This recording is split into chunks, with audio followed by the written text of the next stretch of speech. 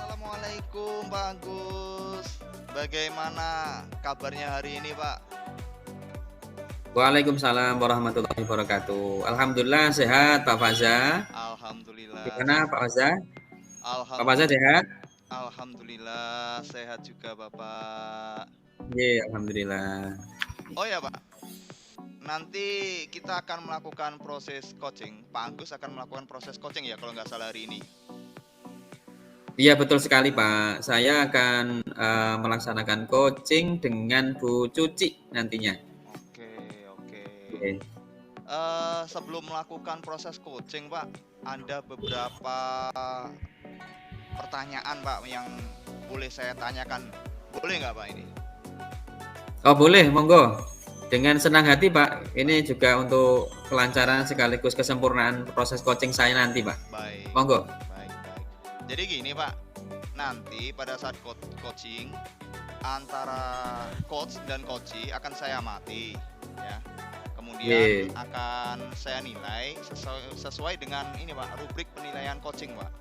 Seperti apakah Oke. sudah sesuai dengan alur Tirta atau belum. Kemudian apakah Bapak sudah memberikan pertanyaan-pertanyaan berbobot sesuai kata kunci yang disampaikan oleh coachee. Dan nanti saya juga akan mendengar Pak respon atau jawaban dari coachee. Apakah sudah sesuai dengan pertanyaan yang nanti akan Bapak sampaikan. Dan jangan lupa Pak, disesuaikan dengan prinsip coaching ya. Di antaranya ada kemitraan, proses kreatif, dan juga memaksimalkan potensi. Mungkin sebelum melakukan proses observasi, ada yang ingin saya tanyakan Pak. Boleh Pak? Oke, monggo Pak Faza. Oke. Gini Pak, yang pertama, kompetensi apa yang ingin Bapak kembangkan untuk coaching kali ini Pak? Tentunya begini Pak Faza, di antara kompetensi coaching yang ada presence atau kehadiran penuh, kemudian mendengarkan aktif dan mengajukan pertanyaan berbobot, ini yang akan saya kembangkan Pak. Jadi ada 3 itu. Baik Pak, baik. Jadi Pak, Bapak ingin mengembangkan 3 kompetensi itu ya Pak ya? Di Iya antara, betul sekali. oke, di antara ketiganya Pak, mana kira-kira yang lebih spesifik yang ingin Bapak kembangkan Pak dengan melakukan ini coaching ini Pak? Oke, terima kasih. Assalamualaikum Bu Cuci.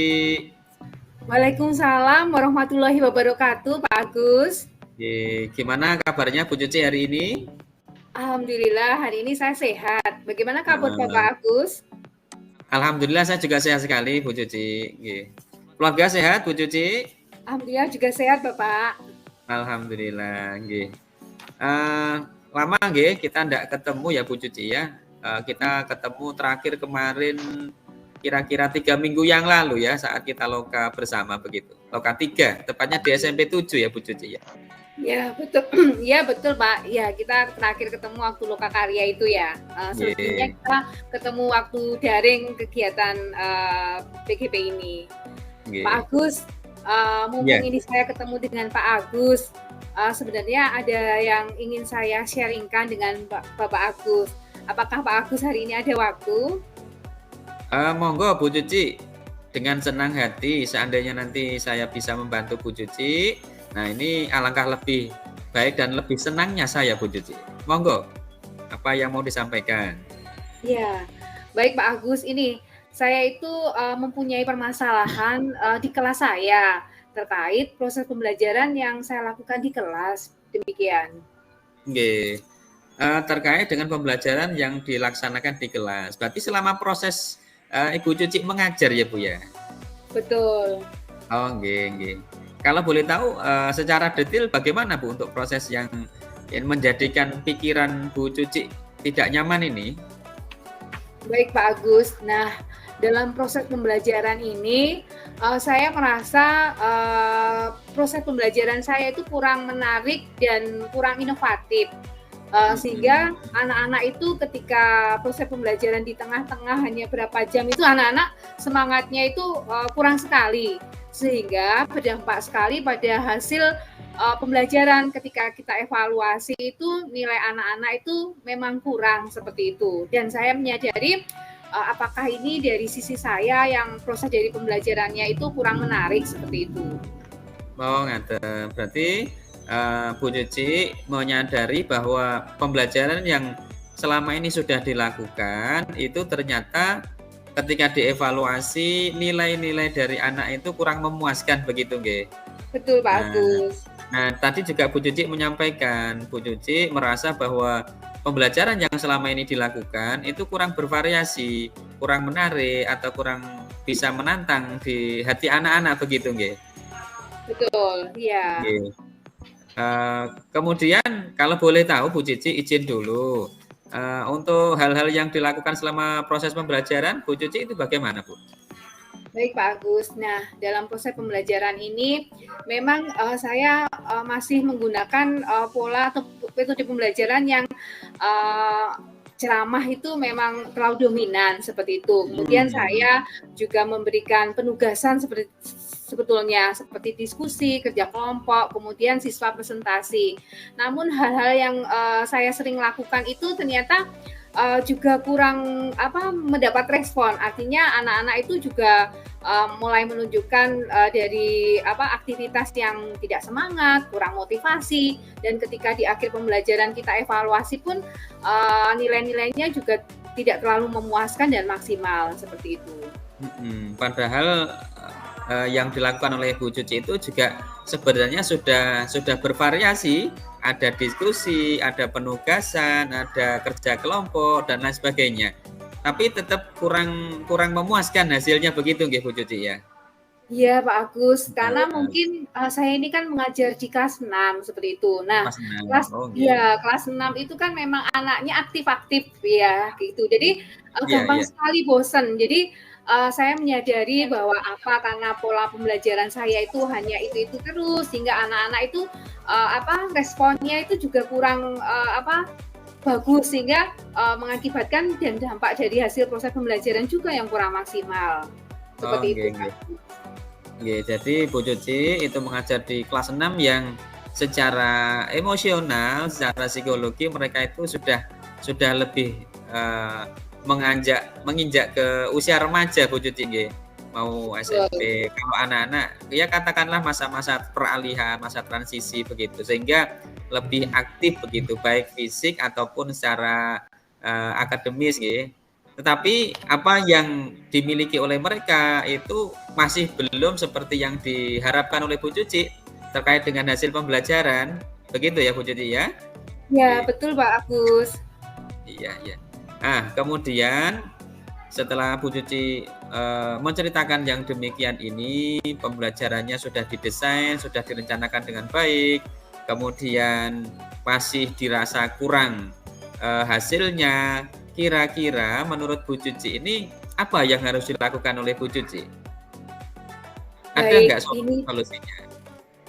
Iya, baik Pak Agus. Ini tuh saya mulai kepikiran tentang pembelajaran berdiferensiasi yang kita baru dapatkan materi di pendidikan guru penggerak ini. Nah, saya berpikir bahwa memang selama ini kan proses pembelajaran saya memang masih menganggap anak itu sama, baik secara konten atau materi atau proses atau hasil produk pun saya masih menerapkan dengan sama kayak itu. Jadi menganggap anak itu sama. Padahal kan kenyataannya bahwa di kelas itu memang keragaman anak itu kan hal yang nyata. Namun proses pembelajaran saya ini memang belum sekali melakukan pembelajaran berdiferensiasi. Saya berpikir apakah memang itu salah satunya ya, dan apakah itu juga jika saya nanti bisa melakukan atau menyiapkan pembelajaran berdiferensiasi, apakah nanti juga akan berdampak pada hasil siswa. Itu yang masih saya pikirkan Pak Agus. Berarti hal-hal yang kemarin itu sudah dilakukan dengan banyak metode dan banyak kegiatan yang di kelas. Tadi disebutkan ada diskusi, ada penugasan, itu ternyata belum mengarah kepada pembelajaran berdiferensiasi, begitu nggih Bu Cici ya? Iya betul Pak Agus.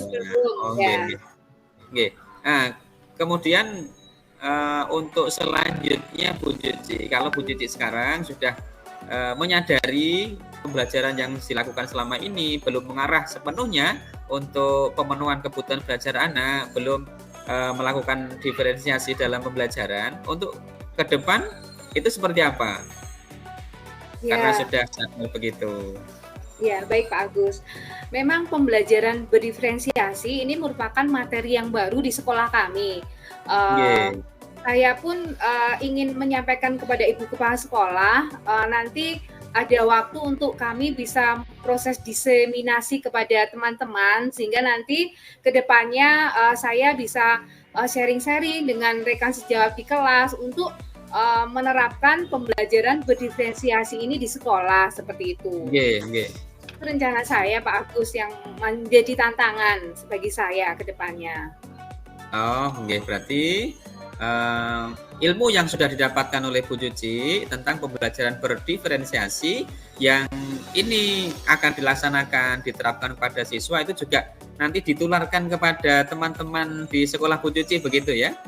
Betul, yang harapannya nanti ketika kita proses dari persiapan, dari hal-hal apa yang kita butuhkan ketika penerapan pembelajaran berdiferensiasi ini, kita bisa sharing-sharing, bisa menyiapkan bersama dengan rekan sejawat kita di sekolah, seperti itu Pak Agus. Luar biasa Bu Cuci. Jadi ide-ide atau pemikiran dari Bu Cuci itu luar biasa, sangat bagus sekali. Artinya bahwa pembelajaran itu bukan hanya tanggung jawab Bu Cuci, tetapi tanggung jawab bersama, sehingga Bu Cuci akan berkolaborasi dengan teman-teman dengan diawali terlebih dahulu diseminasi tentang pembelajaran berdiferensi. Betul Bu Cuci ya? Betul Pak Agus. Nah, untuk waktunya Bu Cuci, karena sudah ada rencana dan Bu Cuci ini untuk eksekusi atau pelaksananya kira-kira kapan Bu Cuci? Baik, karena memang ini kan sudah bulan Desember, jadi nanti harapan nanti saya bisa melaksanakan pembelajaran berdiferensiasi ini untuk penerapan di kelas bisa saya laksanakan di semester 2 ini. Seperti itu Pak Agus. Berarti untuk akhir-akhir di semester 1 ini Bu Cuci menyampaikan kepada teman-teman terlebih dahulu apa sih pembelajaran berdiferensiasi itu, kemudian eksekusi bersama-sama itu akan dilaksanakan pada semester 2 atau semester genap nanti. Begitu ya Bu Cuci ya? Betul Pak Agus. Semangat Bu Cuci, semangat terus pokoknya. Semangat Pak Agus. Kemudian Bu Cuci, untuk komitmen atau rencana-rencana tadi itu kira-kira tingkat keberhasilannya bagaimana Bu Cuci? Apakah nanti berjalan mulus atau ada ganjalan? Nah, ini bagaimana Bu Cuci menyikapi hal itu semua?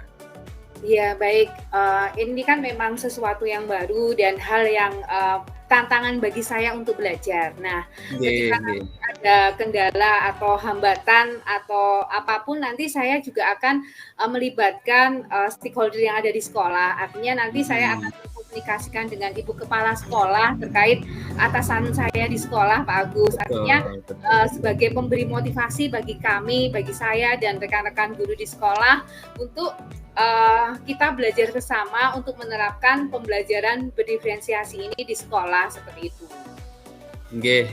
Berarti luar biasa. Bu Cuci punya program, punya rencana, dikomunikasikan dengan kepala sekolah dan antisipasi keberhasilan. Seandainya nanti ada ganjalan, ada kendala nanti seperti apa, ini sudah difikirkan lebih awal nih Bu Cuci. Nah, ini luar biasa Bu Cuci. Ini saya terkesan sekali.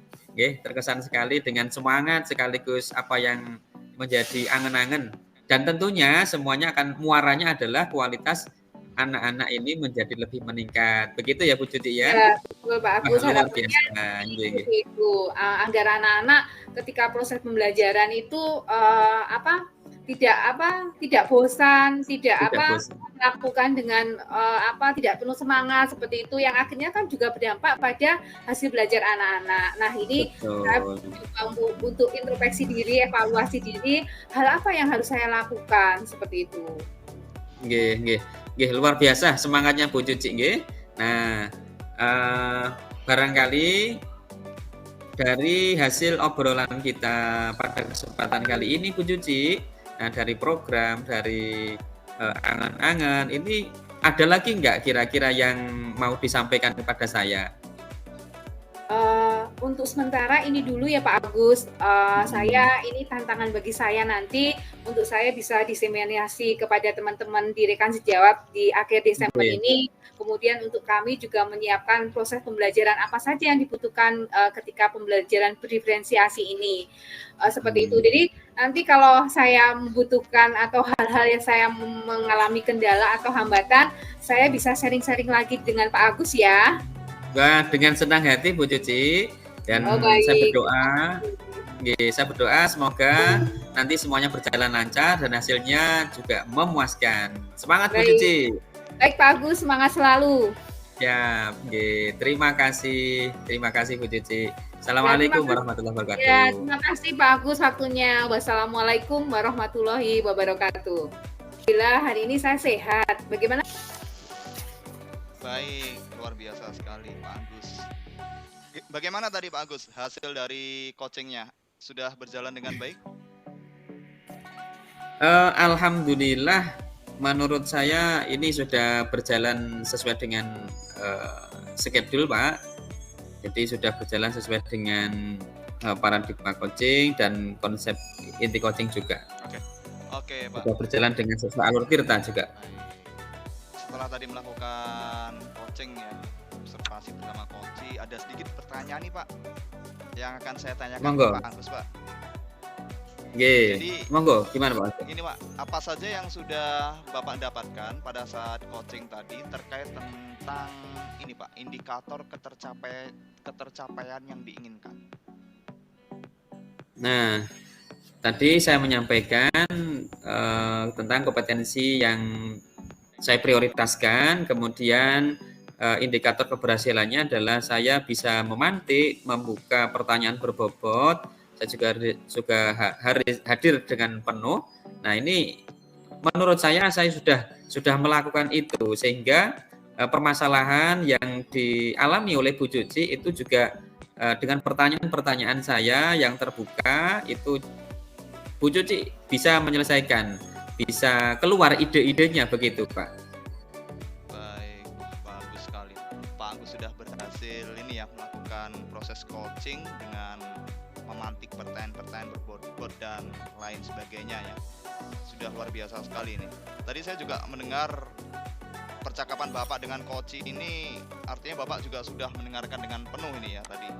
Bapak sudah aktif mendengarkan dan juga pengajuan pertanyaan-pertanyaan berbobot tadi. Oke. Luar biasa Pak Agus. Apa yang sudah Bapak berikan untuk coaching hari ini, semoga ke depan Bapak makin sukses ya dan diberi kemudahan untuk segala halnya. Terima kasih Pak Maza atas arahan sekaligus bantuannya. Ini menjadi evaluasi untuk saya agar nanti proses coaching berikutnya ini lebih baik dari yang sekarang. Terima kasih Pak Maza. Baik, terima kasih Pak Agus. Sampai jumpa lagi di lain kesempatan Pak ya. Semoga kita bisa bertemu lagi. Apabila ada hal yang kurang berkenan Pak, saya mohon maaf yang sebesar-besarnya. Mohon izin. Sama-sama Pak Maza. Saya pamit undur diri. Assalamualaikum. Waalaikumsalam warahmatullahi wabarakatuh.